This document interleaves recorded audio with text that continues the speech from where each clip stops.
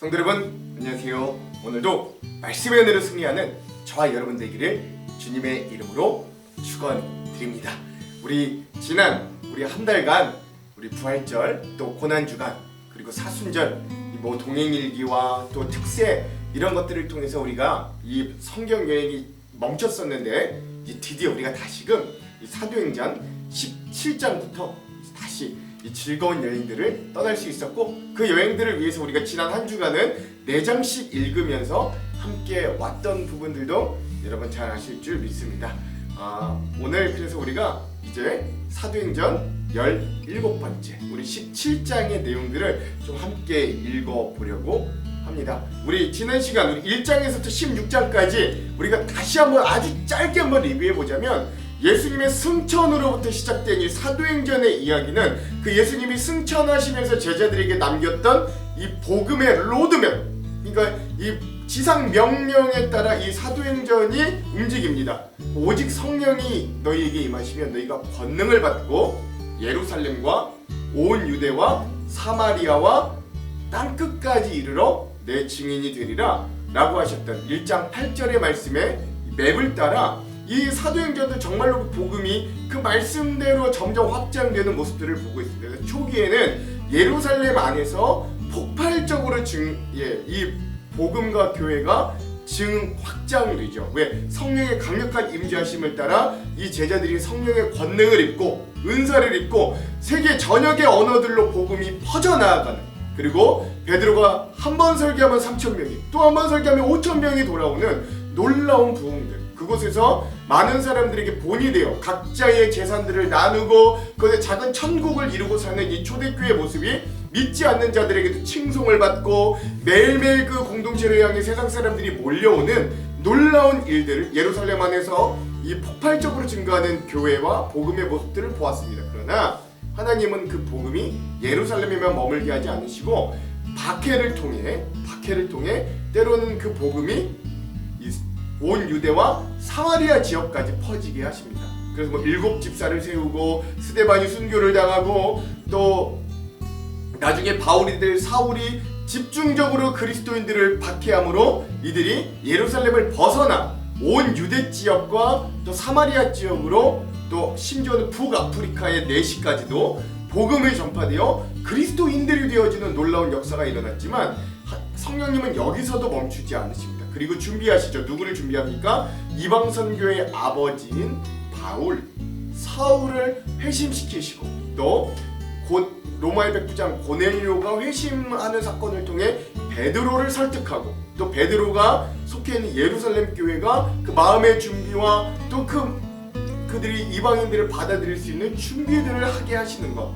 그리고 나서 정말로 이제는 사울에서 바울이 된, 다메섹에서 예수를 만나 회심한 바울과 바나바가 중심이 되어 안디옥 교회가 세워지고, 그 안디옥 교회가 본부가 되어서 1차, 그리고 1차 소아시아 지방과 2차 소아시아를 넘어 유럽 그리스 헬라 지역까지 이 전도 여행이 이루어지는 것들이 우리 1장에서부터 16장까지의 내용이었습니다. 여러분 이제는 잘 기억하실 줄로 믿습니다. 자, 오늘은 그런 내용에 이어서 이제 2차 전도 여행을 계속해서 이제 우리가 함께 17장부터 볼 거예요. 그래서 오늘은 이 사도행전 17-1의 시간입니다. 땅끝까지 전해지는 복음 12번째고요. 분량은 17장의 전반부인 1절에서 15절까지 우리가 오늘 함께 보도록 하겠습니다. 제목을 짓자면 낡은 고리를 끊을 때 라고 했습니다. 이 낡은 고리는 뭘까요? 이 기독교, 우리 그리스도교 전에 유대교, 자신들이 하나님을 믿었다고 생각하는 유대교로 대변되는 이 낡은 고리들을 이제 끊어내고 복음으로 새롭게 되는 새로운 고리, 진짜 고리, 진리의 고리, 그리스도의 고리를 깨기 위해서 낡은 고리를 끊어내는 장면이다 라는 의미로 오늘 제목이 낡은 고리를 끊을 때 라고 했고요. 들어보시면 잘 아실 수 있을 거예요. 자, 그러면 오늘 우리 이 부분에 대한 우리 맥 2가지를 한번 짚어보고, 이 맥에 따라서 오늘 내용과 주안점을 한번 살펴보도록 할게요. 자, 오늘 17장 전반부의 첫 번째 맥은 데살로니가 지역과 또 오늘 보면 이 바울의 전도팀의 베레아 지역, 이 두 지역의 전도 사역이 일어나는데 여기서 이 전도 사역을 하면서 공통적으로 반복적으로 이 진행되는 패턴들이 있습니다. 이 패턴들이 무엇인가 여러분 잘 찾아보면서 오늘 말씀을 한번 읽어보시면 좋겠습니다. 자, 두 번째 맥. 오늘 말씀에 보면 또 이 두 번째로 가는 베레아 지역의 사람들이 말씀을 그들이 어떻게 대하고 어떻게 받아들이는가, 그들의 태도를 유심히 살펴보고 오늘 우리의 삶에도 적용해 보았으면 좋겠습니다. 자, 이런 두 가지 맥을 짚으면서 오늘 내용과 주안점을 한번 들어가 볼게요. 오늘 17장 전반부의 내용은 2차 전도 여행 중에서도 데살로니가와 베레아 지역의 전도입니다. 먼저 바울의 전도팀이 데살로니가 지역에서 복음을 전파합니다. 내용은 이래요. 바울 일행은 암비볼리와 아볼로니아를 거쳐서 데살로니가에 이르렀다. 거기에는 유대 사람의 회당이 있었다. 회당이 있었다는 게 굉장히 중요하고, 그렇기 때문에 이 데살로니가는 굉장히 큰 도시, 번영하는 도시였다는 걸 우리가 좀 잊어서는 안 됩니다. 바울은 자기 관례대로 회당에 그들을 찾아가 습관대로 그 유대인들의 회당에 찾아가서 3번의 안식일, 즉 3주간에 걸쳐 성경을 가지고 그들과 토론하였다. 그는 그리스도께서 반드시 고난을 당하시고 죽은 사람들 가운데서 살아나셔야 한다는 것을 해석하고 증명하면서 내가 여러분에게 전하고 있는 예수가 바로 그 구원자 그리스도이십니다 하고 전파하였다 라고 하는 거죠. 자, 이렇게 바울의 전도팀이 데살로니가 지역에 가서 복음을 전파했어요. 그랬더니 이 데살로니가 지역의 몇몇 사람들과 경건한 헬라인과 귀부인들, 즉 적지 않은 사람들이 복음을 받아들이는 역사가 일어납니다. 그들 가운데 몇몇 사람이 승복하여 바울과 실라를 따르고 또 많은 경건한 그리스 사람, 헬라 사람들과 적지 않은 귀부인들이 그렇게 하였다 라고 하는 거죠. 그러니까 바울이 복음을 전해요. 그러면 그 복음을 받아들이고 용납하고 그리스도인이 되는 이방인들이 생깁니다. 자, 그리고 나서 뭐가 생기는가? 데살로니가 지역에 있는 유대인들의 시기와 방해가 등장합니다. 그러나 유대 사람들은 시기하여 거기에 불량배들을 끌어모아다가 패거리를 지어서 시내의 소요를 일으키고 야손의 집을 습격하였다. 그리고 바울 일행을 끌어다가 군중 앞에 세우려고 찾았다. 그러나 그들을 찾지 못하고 야손과 신도 몇 사람을 시청 관원들에게 끌고 가서 큰 소리로 외쳤다. 세상을 소란하게 한 그 사람들이 여기에도 나타났습니다. 그런데 야손이 그들을 영접하였습니다. 그 사람들은 모두 예수라는 또 다른 왕이 있다고 말하면서 황제의 명령을 거슬러 행동합니다.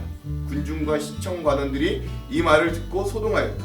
그러나 시청관원들은 야손과 그 밖의 사람들에게서 보석금을 받고 놓아주었다. 그러니까 유대인들이요, 이 사람들이 그리스도인이 되는 게 너무 싫은 거예요. 시기가 나고 질투가 나고 그게 너무 싫은 겁니다. 그러니까 어떻게 해서든 방해하려고 불량배까지 끌어모아서 이 복음 사역을 방해합니다. 특별히 야손이라고 하는 그리스도인이 이 바울과 전도팀을 자신의 집에 모시고 이 적극적으로 그 전도를 도왔던 사람인데, 이 야손을 핍박하는, 그 야손과 그 주변에 있는 그리스도인들을 핍박하기에 이르렀던 거죠. 그럼에도 불구하고 그들은 보석금을 내고 또 풀려나는 일도 있었습니다. 그 이후에 바울의 전도팀이 박해와 방해가 일어나자 또 다른 지역인 베레아 지역으로 전도 사역을 떠나는 겁니다. 신도들은 곧바로 그날 밤으로 바울과 실라를 베레아로 보냈다 라고 하는 거예요. 자, 이렇게 우리 데살로니가 지역에서의 전도 사역이 끝났습니다. 자, 베레아 지역도 어떤 패턴으로 가는가 보십시오. 바울 전도팀의 베레아 지역에서 복음 전파 사역과 복음을 받아들이는 역사가 역시 동일하게 일어납니다. 두 사람, 바울과 실라는 거기에 이르러서 유대 사람의 회당으로 들어갔다. 베레아도 큰 도시이기 때문에 거기에도 유대인 디아스포라, 동포들의 회당이 있었던 거예요. 베레아의 유대 사람들은 데살로니가의 유대 사람들보다 더 고상한 사람들이어서 아주 기꺼이 말씀을 받아들이고 그것이 사실인지를 알아보려고 날마다 성경을 상고하였다. 고민하고 연구하고 진짜가 맞나 이렇게 살펴봤다는 거예요. 따라서 그들 가운데 믿게 된 사람이 많이 생겼다. 또 지체가 높은 그리스, 헬라 여자들과 남자들 가운데서도 믿게 된 사람들이 적지 않았다 라고 하는 거죠. 자, 앞에 데살로니가와 이 베레아 지역의 이 패턴, 사역 패턴이 똑같아요. 그 지역으로 가서 회당에 찾아가 복음을 전파하면 그 사람들이 복음을 받아들여요. 자, 그러면 아까도 어떤 일이 일어났죠? 유대인들이 와서 시기하고 방해를 하잖아요. 여기도 마찬가지입니다. 베레아에서 유대인들의 시기와 방해가 일어납니다. 데살로니가의 유대 사람들은 바울이 베레아에서도 하나님의 말씀을 전하는 것을 알고서 거기에도 가서 무리를 선동하여 소동을 벌였다. 그때 신도들이 곧바로 바울을 바닷가로 떠나보냈다. 그러나 실라와 디모데는 거기에 그대로 남아 있었다. 근데 베레아에서도 역시 마찬가지로 유대인들이 끝까지 따라와서 복음 전파를 끝까지 방해하고 있는 겁니다. 자, 그러면 어떤 패턴이냐? 바울이 그러면 그 베레아를 떠나 다른 지역, 즉 아덴이라고 나오는데 아테네로 전도 여행을 떠나는 거예요.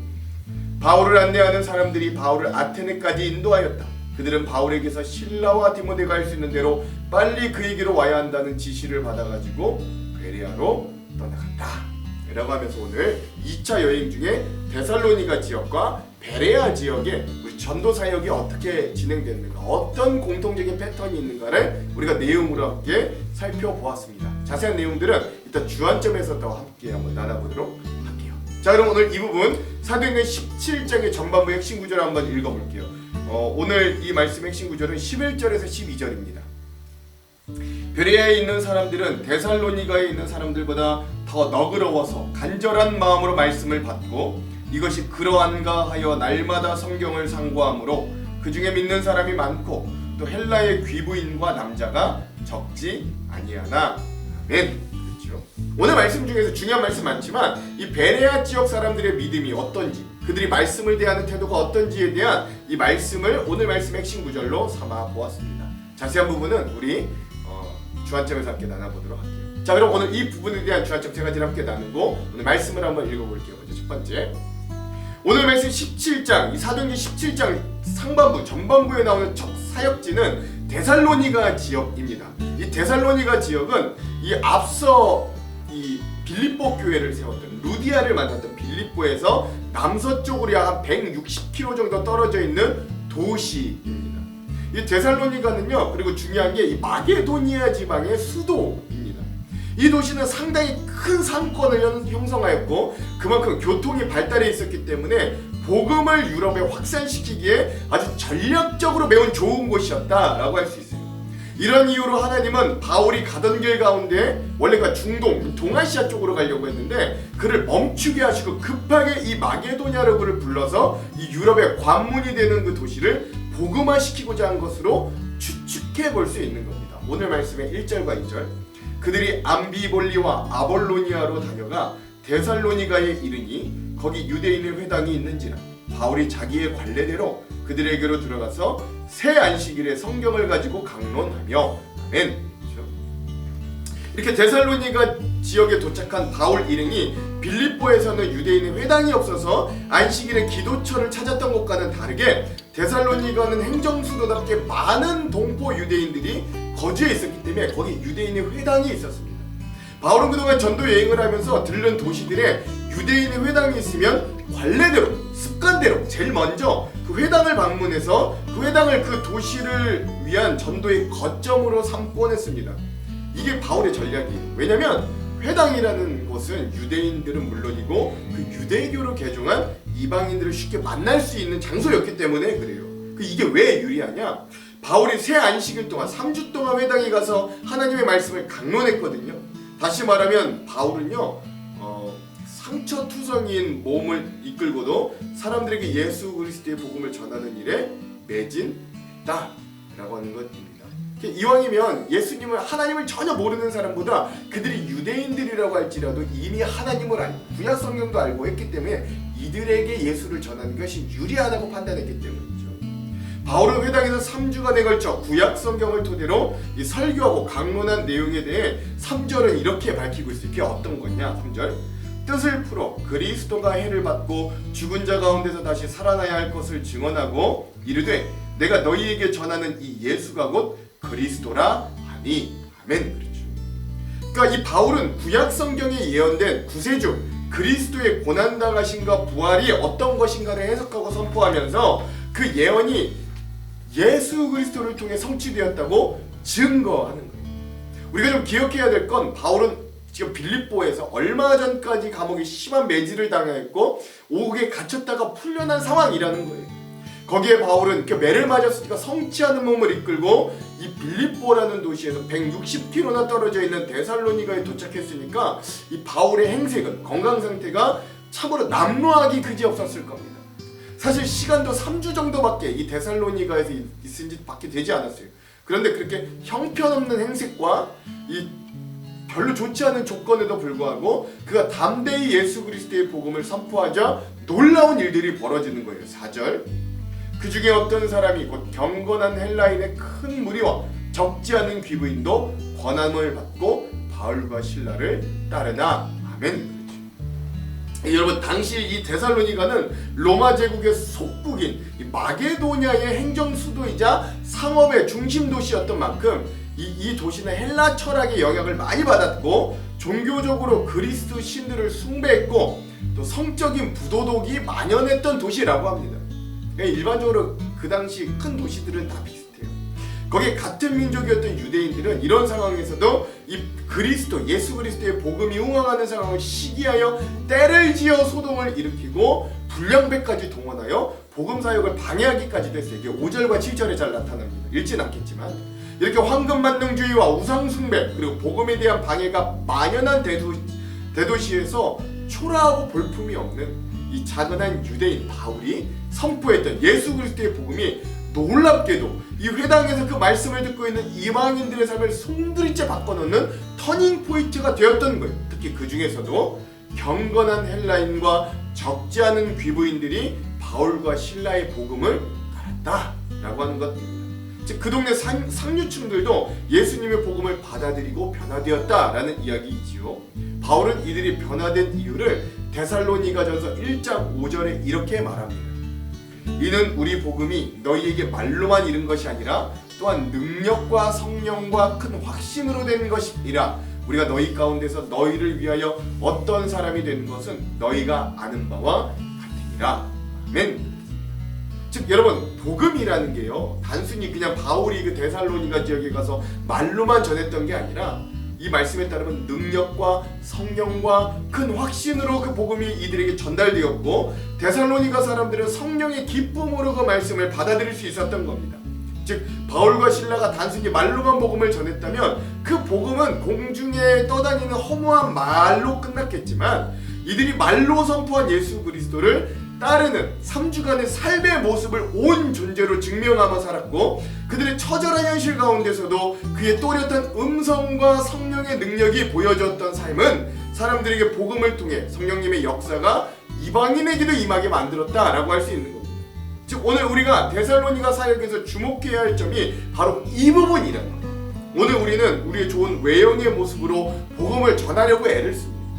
그러나 진정 우리가 가질 수 있는 복음의 힘은 말과 외형으로 전하는 게 아니라 복음의 능력과 확신으로 선명하게 보이는 삶을 전하는 거예요. 주님을 믿는 우리가 그리스도를 따르는 언행일치의 삶을 살 때 우리 이웃이 예수 그리스도의 복음을 받아들일 수 있다는 사실을 여러분 잊지 마시고 여전히 오늘도 우리가 성령님의 권능을 입어 능력과 그 확신으로 믿음의 삶을 살아내는 그리스도의 향기 나는 성도들이 되시기를 먼저 간절히 소망합니다. 두 번째, 오늘 말씀에서 우리가 살펴볼 두 번째 부분은요, 바로 베레아 지방 사람들의 믿음의 모습이에요.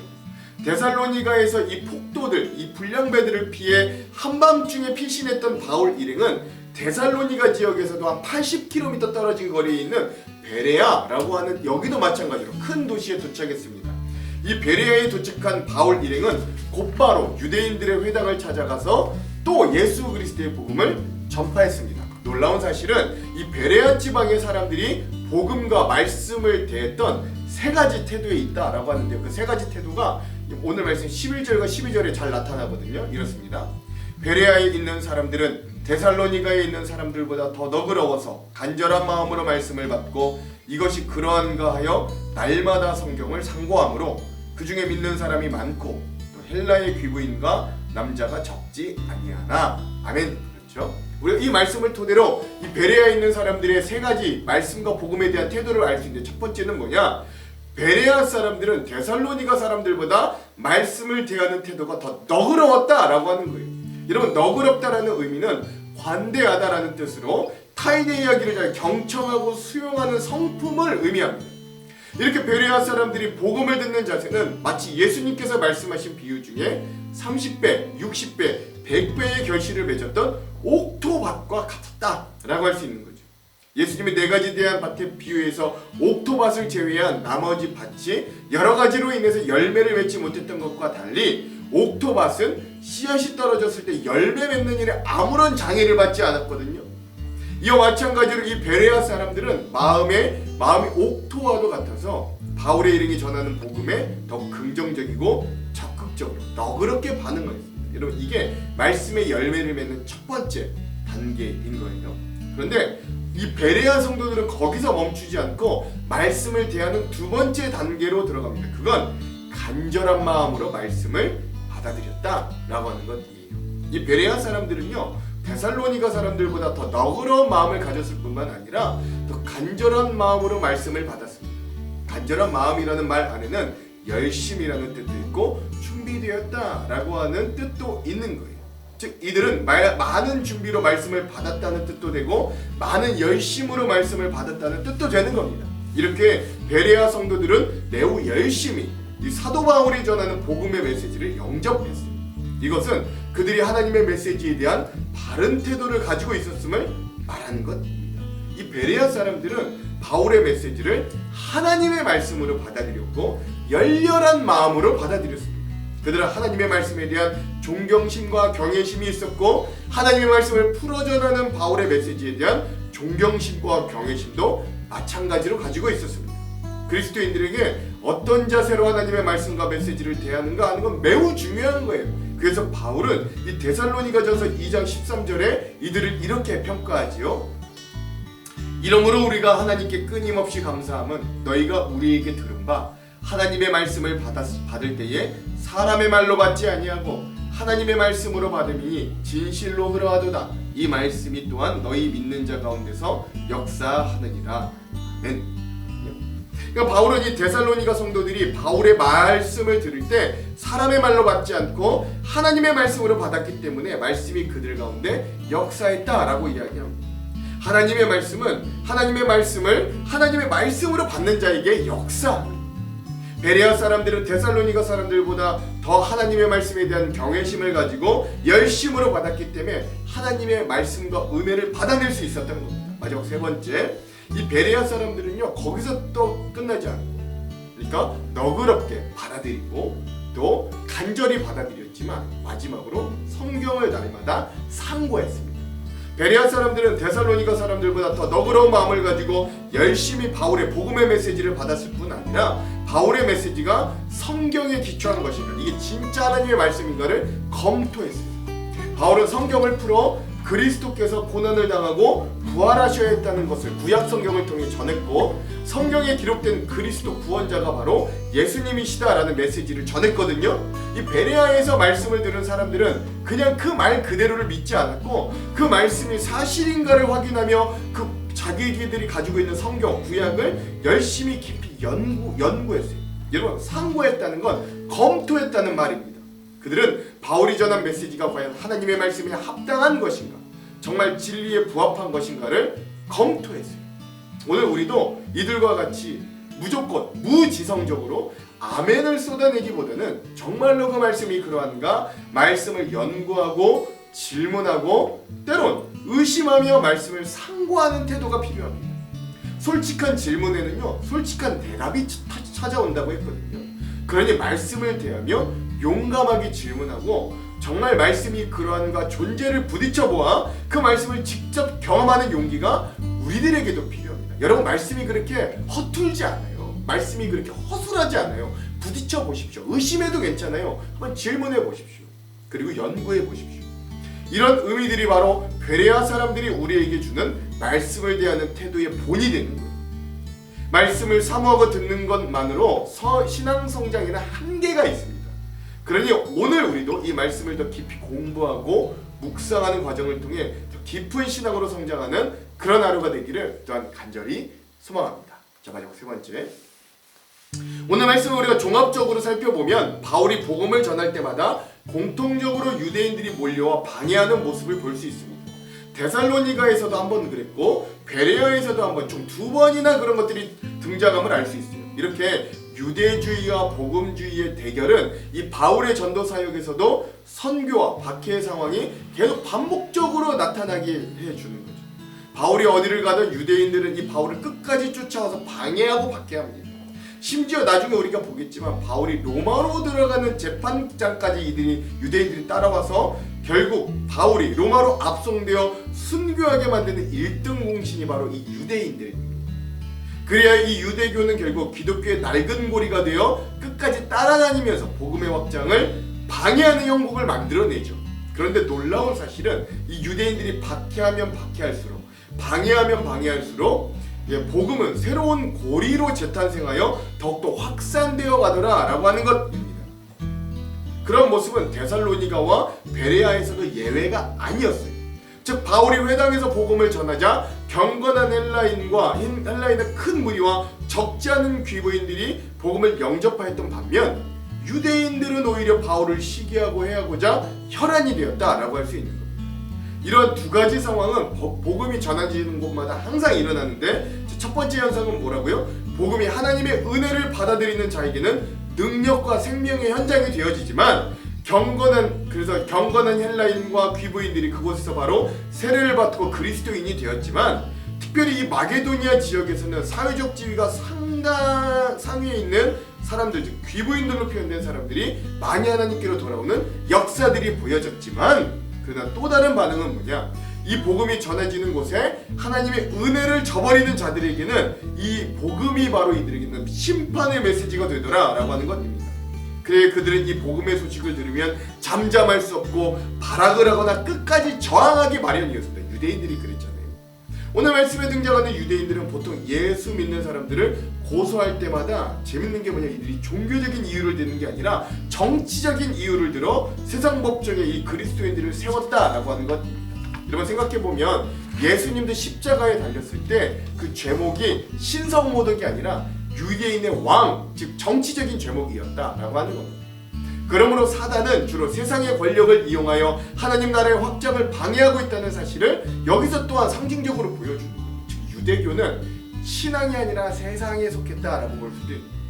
특별히 낡은 고리가 낡을 수밖에 없는 이유는 그 고리가 걸려져 있어야 할 곳에 걸리지 못하고 엉뚱한 곳에 걸려 제대로 쓰임받지 못하고 오히려 엉뚱한 곳에 패착되어 방치되었기 때문입니다.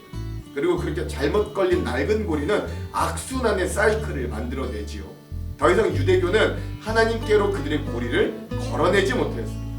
오히려 하나님과 그 말씀 안에 있어야 할 유대교인들이 세상의 법을 더 내세우고 세상의 힘을 더 의지하고 세상의 불량배들까지를 동원하기를 마다하지 않는 모습, 즉 하나님의 선교를 방해하는 이 장면은 유대교가 더 이상 힘있는 고리가 아니라 낡아 썩어질 대로 썩어버린 고리가 되었음을 우리에게 여실히 보여주는 거예요. 그런데 재밌는 사실은 하나님은 이러한 낡은 고리와 같은 유대교인들을 사도행전에 나오는 끝까지 망하게 두지 않으셨다는 겁니다. 왜 그들을 끝까지 남겨두시고 결국 그들이 위대한 사도 바울을 죽음에 이르기까지 하는데도 그대로 두셨을까요? 그건 사도행전 전체를 보면 재미있는 새로운 거리가 하나가 더 등장하는 그 속에 답이 있기 때문입니다. 그게 뭐냐면 그게 이겁니다. 여러분 이 그림을 보시면 아시는데 사도행전에는요 이런 새로운 고리가 등장합니다. 무슨 고리냐? 이 사도들이 나아가 복음을 전하면 그 복음을 받아들이고 영접하는 사람들이 생겨나고 그러면 그들을 보고 유대인들이 시기하여 이 복음을 전하는 자들을 박해하고 쫓아내면 또 이 복음을 전하는 자들이 그곳을 떠나 새로운 전도지를 떠나게 되는 것입니다. 놀라운 일은 이 낡은 고리 같은 유대교인들의 박해 때문에 사도들과 기독교 전도자들은 한 곳에 안착하거나 한 곳에 만족하며 머물 새가 없게 되더라는 거예요. 그래서 유대인들이 기독교인들을 박해하거나 박해를 하나 방해도 하나 복음은 점점 더 확장되고 왕성해졌습니다. 믿는 자들의 수는 날로 늘어났고 복음이 여러 지역 전 세계로 신속하게 퍼져나가는 효과가 나타나게 되었던 거예요. 결국 이 낡은 고리들의 박해로 인해 더 큰 복음의 새로운 고리가 탄생하게 되었다라고 하는 것입니다. 여러분 이건 참으로 놀라운 하나님의 섭리입니다. 오늘 우리가 하나 잊고 있는 것이 있는데 그게 바로 오늘 우리의 생각보다 더 크신 하나님의 능력입니다. 하나님의 능력은 우리의 상상과 생각 안에 갇혀있지 않습니다. 인간의 연약함과 불의함을 보고 하나님의 부재를 이야기하는 많은 사람들이 있지만, 그러나 그들은 하나님의 반만 아는 사람들이고 하나님을 잘 모르는 사람들이기 때문에 그런 무식한 말들을 뱉어냅니다. 우리가 믿는 하나님은 인간의 불의함마저도 사용하실 수 있는 전능하신 분, 때론 인간의 극악무도한 죄악마저도 들어서 자신의 선한 역사의 사이클에 사용하시는 능력과 지혜의 하나님이심을 고백하는 저와 여러분들이 되기를 소망합니다. 모든 낡은 것들을 새롭게 하시는 그 십자가의 복음의 능력이 아직 우리에게도 유효하다. 여러분 이거 잊지 마시기 바랍니다. 모든 악습을 끊게 만드는 저 십자가의 능력이 오늘 우리에게도 아직 주어져 있음을 여러분 기억하시기 바랍니다. 그러므로 우리가 이 땅에서 숨쉬고 살아가는 동안은 그 모든 시간이 그 십자가의 은혜를 바라보고 고백할 수 있는 기회요, 낡은 고리를 끊고 새로운 복음의 고리에 편승할 수 있는 시간들임을 고백할 수 있는, 그래서 우리도 새로운 고리, 생명의 고리, 복음을 전하고 그 복음을 전하는 사람들을 만나고, 때론 박해와 어려움들이 있지만 더 많은 곳에 복음을 전하는 이 놀라운 새로운 고리, 이 복음을 전하는 귀한 삶을 살 수 있는 저와 여러분들, 그런 말씀 여행의 은혜가 있기를 주님의 이름으로 축원합니다. 기도할게요. 하나님, 오늘 우리의 삶에도 여전히 믿음대로 가지 못하게 하는 낡은 고리들이 많이 있음을 고백합니다. 돈에 대한 욕망이 우리의 낡은 고리요, 내 뜻과 내 자존심이 낡은 고리요, 아직도 죽지 못해 생생하게 살아있는 내 자아가 낡은 고리임을 고백합니다. 그러나 주님, 그런 우리를 긍휼히 여겨주시고 우리의 삶에 부활 승리를 주시는 주님께서 새로운 생명의 고리, 새로운 사이클, 새로운 놀라운 은혜들로 우리를 허락하여 주시옵소서. 오늘 말씀 가운데 그런 은혜를 주실 주님을 기대하며 예수님 이름으로 기도합니다. 아멘. 그럼 사랑하는 성도 여러분, 오늘 하루도 말씀으로 승리하십시오. 사랑하고 축복합니다. 화이팅! 제17장. 그들이 암비볼리와 아볼로니아로 다녀가 데살로니가에 이르니 거기 유대인의 회당이 있는지라. 바울이 자기의 관례대로 그들에게로 들어가서 새 안식일에 성경을 가지고 강론하며 뜻을 풀어 그리스도가 해를 받고 죽은 자 가운데서 다시 살아나야 할 것을 증언하고 이르되, 내가 너희에게 전하는 이 예수가 곧 그리스도라.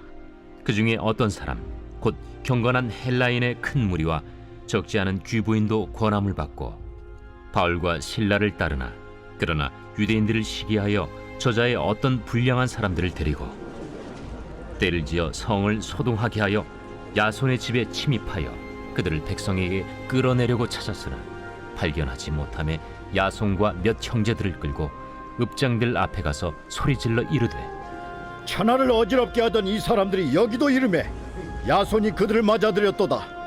이 사람들이 다 가이사의 명을 거역하여 말하되 다른 임금 곧 예수라 하는 이가 있다 하더이다.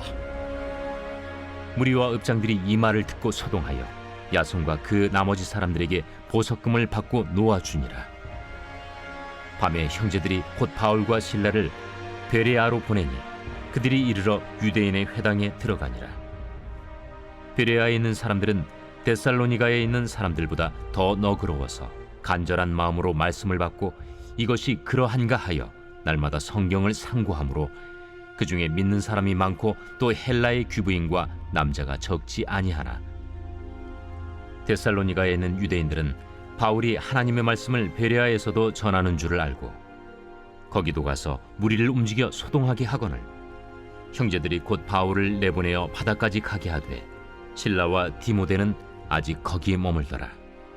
바울을 인도하는 사람들이 그를 데리고 아덴까지 이르러 그에게서 실라와 디모데를 자기에게로 속히 오게 하라는 명령을 받고 떠나니라.